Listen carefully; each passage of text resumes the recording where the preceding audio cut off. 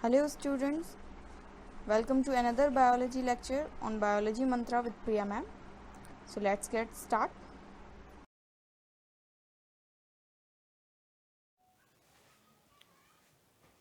So students, today we are going to talk about the fate of floral parts.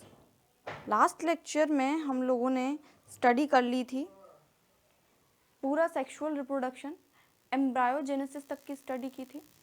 Sexual reproduction पढ़ने से पहले हम लोगों ने उसमें पढ़ा था that sexual reproduction has pre fertilization event, fertilization and the post fertilization event. तो हम लोगों ने सारे इवेंट्स को स्टडी किया. अब कौन सा फ्लोरल पार्ट, फेट का मतलब होता है उसका फ्यूचर, क्या उसका फ्यूचर होने वाला है, फ्यूचर में वो पार्ट क्या बनाएगा, प्रेजेंट रहेगा या नहीं रहेगा. तो इन सब की स्टडी करते हैं हम फेट ऑफ फ्लोरल पार्ट्स में. सबसे पहली चीज़, सबसे important part, ovary. Ovary after fertilization, ये जो पूरा का पूरा फेट है ये आफ्टर फर्टिलाइजेशन है.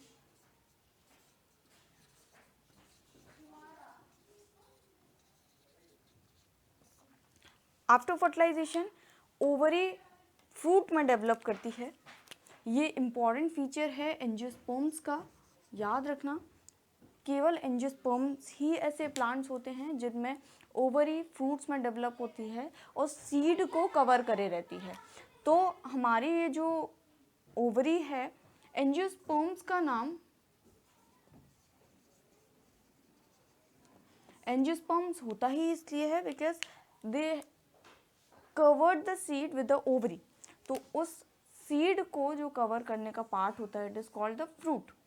So fruit develops after fertilization from the ovary and cover the seed. These fruits are of two types. It may be true fruit and the false fruit. True or false fruit का जो sense होता है it is from, अगर जो ovary है केवल वही fruit में डेवलप हुई है, मतलब फ्रूट का जो एडिबल पार्ट है या फ्रूट जो डेवलप है वो केवल और केवल ओवरी से डेवलप है, कोई भी नन कार्पलरी पार्ट उसमें इंक्लूड नहीं है. Non carpellary in the sense carpel के अलावा कोई भी पार्ट फ्रूट के डेवलपमेंट में अगर इंक्लूड नहीं है then it is called the true fruit. Like grapes, grapes के अलावा पपाया. तो ये जो सारे फ्रूट्स होते हैं they are called the true fruits. Now talking about the false fruit. False fruit का मतलब होता है जब फ्रूट को बनाने में, मतलब सीड्स को कवर करने में ओवरी या कार्पल के अलावा कुछ नन कार्पलरी पार्ट्स भी पार्टिसिपेट कर लें then it is called the false fruit. Like Apple.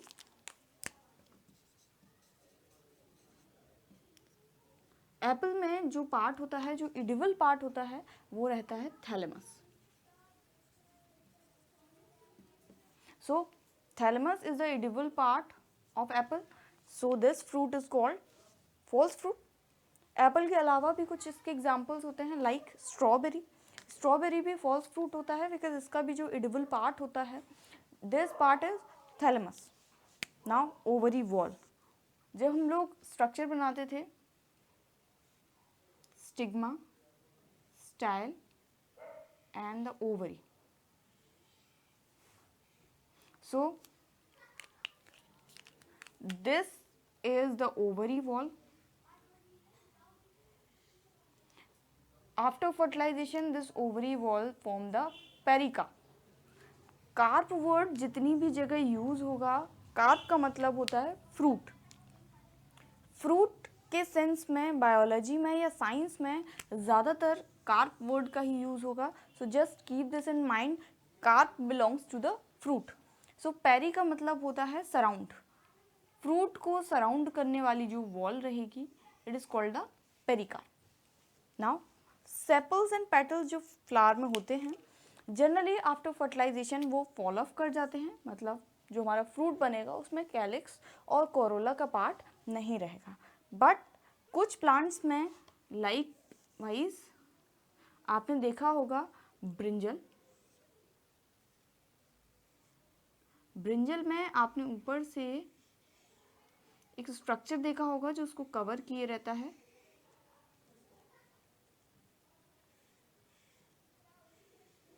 This structure is calyx. So these calyx are called the persistent calyx. Persistent calyx का मतलब होता है ऐसे calyx जो आफ्टर फर्टिलाइजेशन भी उसी फ्रूट से जुड़े हुए हैं। So मेजर कंडीशन में कैलिक्स और Corolla mean sepals and petals fall off कर जाते हैं, बट कुछ कंडीशंस में लाइक फैमिली सोलेनेसी में ये ब्रिंजल जो है वो सोलेनेसी का पार्ट है। इसके अलावा आपने टोमेटो में भी ऊपर से कैलिक्स को लगा हुआ देखा होगा। तो ये जो कैलिक्स पार्ट है ये फैमिली सोलेनेसी में परसिस्टेंट होता है। Now ovule, ovule after fertilization convert होते हैं सीड में। ओव्यूल के अंदर एम्ब्रायोसेक रहता है जिसमें फर्टिलाइजेशन के बाद हमारा जो एग सेल होती है it develops into the embryo and the pen primary endosperm nuclei it convert to the endosperm. So zygote से पहले क्या थी हमारी egg cell, egg cell fertilization के बाद कन्वर्ट हुई जाइगोट में एंड आफ्टर जाइगोट कन्वर्ट हो गया एम्ब्रायो में और इन दोनों ने मिलकर जो स्ट्रक्चर बनाया इट इज द सीड। जो इंटेगुमेंट्स ओव्यूल को ऊपर से कवर किए रहते हैं, ओव्यूल का स्ट्रक्चर हम लोग इस टाइप से बनाते थे।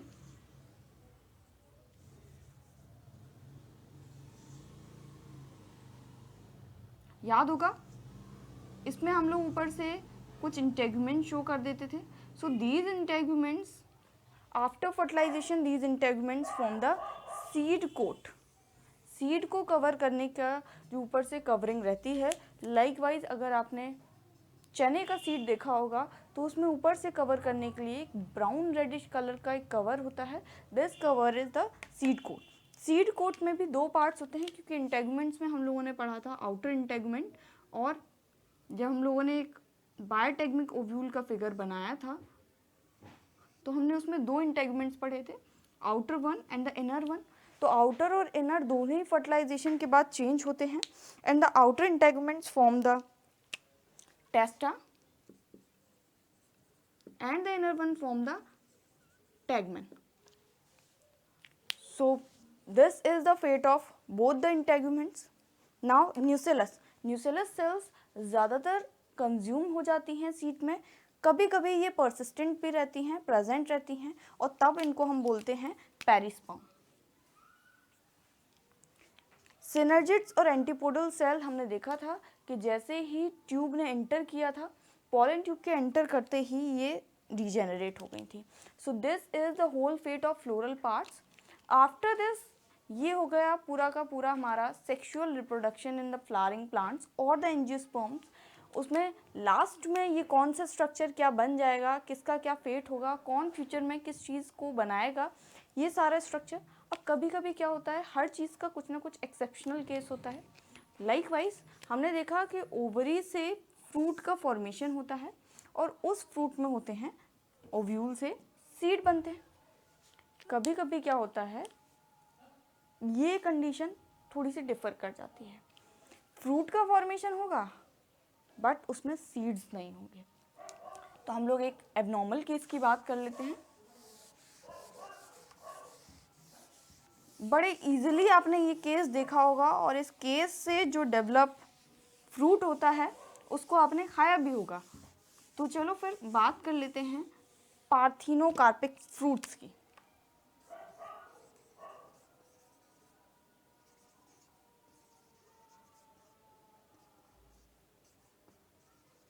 Parthenocarpic fruits, what is parthenocarpy?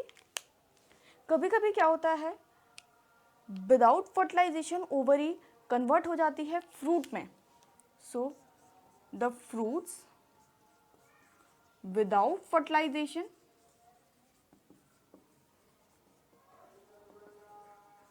Are called parthenocarpic fruits. Parthenocarpic fruits में क्या होता है, अगर फर्टिलाइजेशन नहीं हुआ है तो जनरल केसेस में there will be no seeds. तो इनकी एक और स्पेशलिटी होती है that these are seedless fruits. याद आ रहा होगा कुछ कुछ, कोई सीडलेस फ्रूट खाया होगा, थोड़ा दिमाग पर जोर दो, शायद नाम याद आ जाए। एक बड़ा इजीली अवेलेबल आपने फ्रूट खाया होगा which is called banana. So this बनाना में सीड खाए। ये फ्रूट ऐसा होता है आराम से पील ऑफ करो और खा जाओ। अगर इसकी जगह हम अभी हमारे सीज़न में आने वाले एक फ्रूट की बात करें, वाटरमेलन, अगर वाटरमेलन जैसा बनाना भी होता कि इधर उधर सीड भरे होते तो इतना इजी नहीं रहता इसको फिर खाना। तो बनाना में कोई भी सीड नहीं होता है, बट आपने बीच में देखा होगा एक लाइन रहती है इसमें ब्लैक कलर की। अगर हम बनाना का टीएस लें, मतलब उस फ्रूट को अगर हम काटें तो बीच में आपको ब्लैक कलर की स्ट्रक्चर्स दिखाई देंगे, और अगर हम इसका एलएस काटें तो पूरे के पूरे स्ट्रक्चर में यहाँ पर आपको एक ब्लैक कलर की लाइन दिखाई देगी। So this contain the ovules, मतलब ओव्यूल्स प्रेजेंट थे बट ओव्यूल्स का फर्टिलाइजेशन नहीं हो पाया एंड फ्रूट विदाउट फर्टिलाइजेशन बना which is called the seedless fruit और द पार्थिनोकार्पिक फ्रूट। एग्जाम्पल याद रखना, बोर्ड्स में एग्जाम्पल ही पूछ लिए जाते हैं। Right any 2 examples of parthenocarpic fruits और द सीडलेस फ्रूट्स। सो एक एग्जाम्पल तो हो गया बनाना, दूसरा भी इजीली अवेलेबल फ्रूट है ग्रेप्स। इसमें भी कभी सीड नहीं देखोगे, नहीं तो जो हमारा ग्रेप्स है वो बन जाता बेर, प्लम, तो वैसा भी नहीं होता है। So grapes and the banana, these are 2 seedless fruits. Parthenocarpic fruits clear. Now the next condition is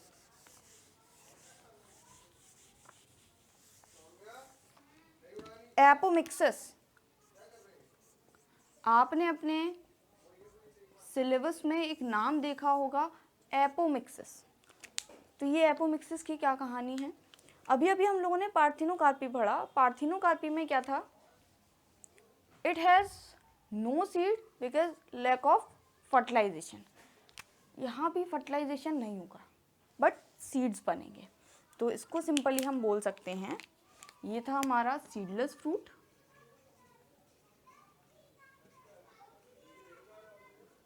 but इसमें विदाउट फर्टिलाइजेशन के सीड्स बनेंगे।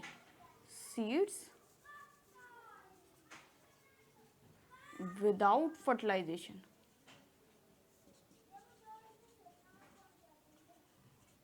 तो कैसे होता है ये काम? एपोमिक्सिस क्या होता है? एपोमिक्सिस जनरली हम इसको समझ सकते हैं असेक्सुअल रिप्रोडक्शन जैसा होता है, बट मिमिक किसको करता है? सेक्सुअल रिप्रोडक्शन को। कैसे ये होता है? असेक्सुअल रिप्रोडक्शन का मतलब क्या है? No formation of gamete, no meiosis and no fertilization, no fusion of gametes. ये सबसे इंपॉर्टेंट डिफरेंस है असेक्सुअल और सेक्सुअल रिप्रोडक्शन के बीच में। मतलब सेक्सुअल रिप्रोडक्शन में गैमीट्स फॉर्म भी होंगे और फ्यूज भी होंगे, but in the sexual reproduction there is no formation and no fertilization। तो ना फर्टिलाइजेशन होगा और ना ही गैमीट्स का फॉर्मेशन होगा। सो एपोमिक्सिस क्या करता है? बिना फॉर्मेशन ऑफ गैमीट्स के, बिना फर्टिलाइजेशन ऑफ गैमीट्स के सेक्सुअल रिप्रोडक्शन की एक important quality formation of seed, इसको शो करता है। मतलब सीड्स बनेंगे विदाउट फर्टिलाइजेशन। ये होगा कैसे? देखो, सबसे पहला केस क्या होता है कि एम्ब्रायोसिक के अंदर मेगास्पोर मदर सेल, ये हम एक नॉर्मल केस की बात कर रहे हैं। मेगास्पोर मदर सेल डिप्लॉयड होती है। ये मेगास्पोर मदर सेल अंडरगो करती है meiosis cell division and finally बनाती है egg cell which is haploid in number. इस एग सेल के साथ में फ्यूज करता है हमारा male gamete,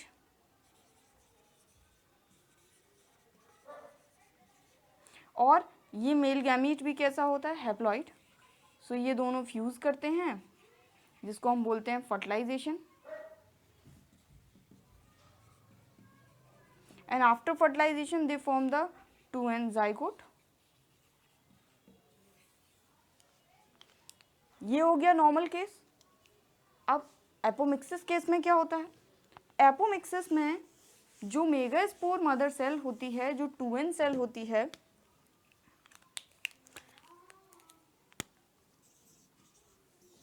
to N megaspore mother cell, हम इसको सिंपली MMC भी लिख सकते हैं। सो ये जो MMC है ये मियोसिस डिवीजन ना शो करके माइटोसिस डिवीजन शो करती है। माइटोसिस सेल डिवीजन के थ्रू ये बनाती है हमारा egg cell, and this egg cell is जो एम्ब्रायोसेक का फॉर्मेशन होगा। एम्ब्रायोसेक का फॉर्मेशन इसमें कुछ एक टॉपिक टाइप से होता है, मतलब फॉल्स टाइप से होता है या गलत टाइप से होता है, कुछ मैनिपुलेशंस हो जाते हैं और उन सब के थ्रू जो MMC से मतलब मेगास्पोर मदर सेल से फाइनली जो एग सेल बनती है, हम केवल उस कंडीशन की बात कर रहे हैं। तो वो एग सेल भी क्या बनेगी, ये भी 2n था और माइटोसिस के बाद इक्वल नंबर रहता है तो ये भी 2n है। ये egg cell without any fusion, without any fertilisation directly बना लेगी zygote. So this condition is called the apomixis. Core condition clear? So we have talked here about two conditions. One is parthenocarpic fruit or parthenocarpy, in which there is no fertilization, so there is no seeds in the fruits. Fruit form हुआ लेकिन उसके अंदर कोई भी seed form नहीं हुआ। And next condition is apomixis. Apomixis में भी फर्टिलाइजेशन नहीं हुआ, लाइकवाइज पार्थिनोकार्पी में नहीं हुआ था, बट विदाउट फर्टिलाइजेशन भी यहाँ पर फॉर्मेशन हुआ सीड्स का। सो दोनों कंडीशन, दोनों एबनॉर्मल केसेस क्लियर। फ्रूट के बनने के, फ्रूट के अंदर सीड के बनने या ना बनने, फर्टिलाइजेशन के बाद भी सीड के बनने के, सारी कंडीशंस क्लियर। अब एक और बात कर लेते हैं जो आपके NCERT में एक हेडिंग करके दी गई है या आपके NCERT में एक स्पेशल पॉइंट करके दिया गया है, which is पॉलीएम्ब्रायोनी।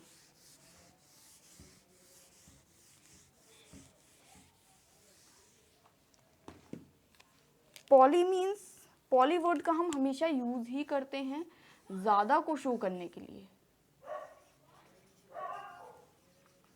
पॉलीएम्ब्रायोनी, so poly means more than one and embryony shows embryo formation. So when any seed or any ovule contain more than one embryo, it is called the polyembryony. अब ये condition होती कैसे है? इसमें क्या हो सकता है कि एम्ब्रायोसेक के अंदर एक से ज़्यादा एग सेल्स हों। जब नंबर ऑफ एग सेल ज़्यादा है तो ऑब्वियसली फर्टिलाइजेशन के बाद इन दोनों से ही जाइगोट फॉर्म होगा, और जाइगोट कितने फॉर्म होंगे? More than one. So more than one zygote इनसे फॉर्म होगा। और दूसरा कंडीशन क्या हो सकता है, आसपास में जो न्यूसेलर सेल्स रहती हैं, मतलब न्यूसेलस की जो सेल्स रहती हैं वो भी प्रोट्रूड कर जाती हैं, या फिर इंटेग्यूमेंट्स की जो सेल्स हैं, और ये सेल्स भी बिहेव करने लगती हैं as embryo.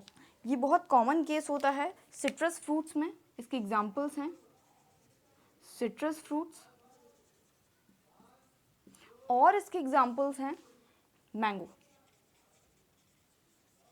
If you want, I can show you the polyembryony in the seeds. अगर आपको polyembryony देखनी है सीड्स के अंदर कैसे ज़्यादा एम्ब्रायो फॉर्म होते हैं और कैसे ज़्यादा एम्ब्रायो वाला सीड दिखाई देता है, तो you can comment and I will show you in the next video. पहले बात कर लेते हैं सिट्रस फ्रूट्स, मतलब जितने भी सिट्रस फैमिली के जो फ्रूट्स होते हैं लाइक लेमन, ऑरेंज, उन सब के सीड्स में मोस्ट ऑफ द कंडीशन में जो नंबर ऑफ एम्ब्रायो होता है वो मोर देन वन होता है। जब एम्ब्रायो का नंबर ज़्यादा होगा तो उस एक पर्टिकुलर सीड से जब जर्मिनेशन होगा तो उससे प्लांट भी मोर देन वन ही निकलेंगे।